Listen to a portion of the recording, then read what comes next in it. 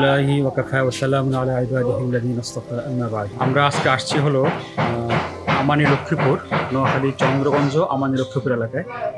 নোয়াখালীতে 2024 সালে যে ভয়াবহ বন্যা হয়েছিল, বন্যায় অনেক ভাইয়ের ঘর ক্ষতিগ্রস্ত হয়েছে। তো সেসব ঘর নির্মাণে আমরা প্রথম দিক থেকে বেশ কিছু প্রকল্প হাতে নিয়েছি। আমানী লক্ষ্মীপুরে আমরা একটা ঘর নির্মাণ করেছি আমাদের সিলেটের একটি সংস্থার অর্থায়নে। সংস্থার নাম হচ্ছে সিম্পল ভিজনের অর্থায়নে আমরা এই ঘরটি করেছি। আজকে আমরা আসছি এই ঘরটি দেখার জন্য এবং কিভাবে নির্মাণ হলো সেগুলো আপনাদেরকে দেখানোর জন্য। আমরা দোয়া করি সিম্পল ভিজনের মাধ্যমে যারা আমাদেরকে অর্থায়ন করেছেন, আল্লাহ তাআলা তাদেরকে সার্বিক সুস্থতা দান করুন এবং তাদের আত্মীয় স্বজন যারা ইতিমধ্যে দুনিয়া থেকে চলে গেছেন তাদেরকে আল্লাহ তাআলা মাফ করে দিন। আর যারা পৃথিবীতে বেঁচে আছেন এবং এরকম কাজে সাহায্য করছেন তাদেরকে আল্লাহ তাআলা একটি সুস্থ এবং সুন্দর জীবন দান করুন।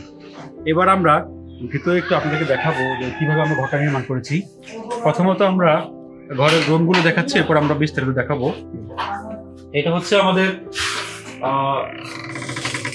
10 ফিট বাই 14 ফিটের একটি ড্রয়িং রুম। এটা আমরা নির্মাণ করেছি। মোট চারটা রুমের ঘর আমরা নির্মাণ করেছি। এটা প্রথম রুম, ড্রয়িং রুম। এরপর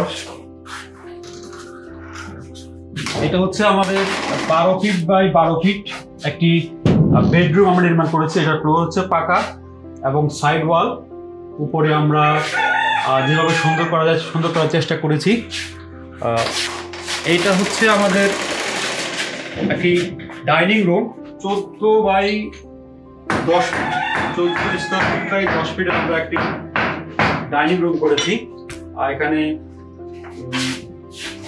ডাইনিং স্পেস হিসেবে ব্যবহার করা যাবে। এর পাশাপাশি এটাকে বিভিন্ন ধরনের হালাকা তালিম এবং আশপাশের মেয়েদের মক্তব শিক্ষার জন্য আমরা এই রুমটা একটু বড় করে নির্মাণ করেছি।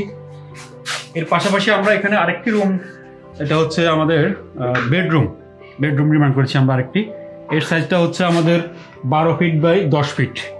এরপর আমরা ঘরের পাশে মাধ্যমিক মানের একটা কিচেন আমরা এখানে নির্মাণ করেছি।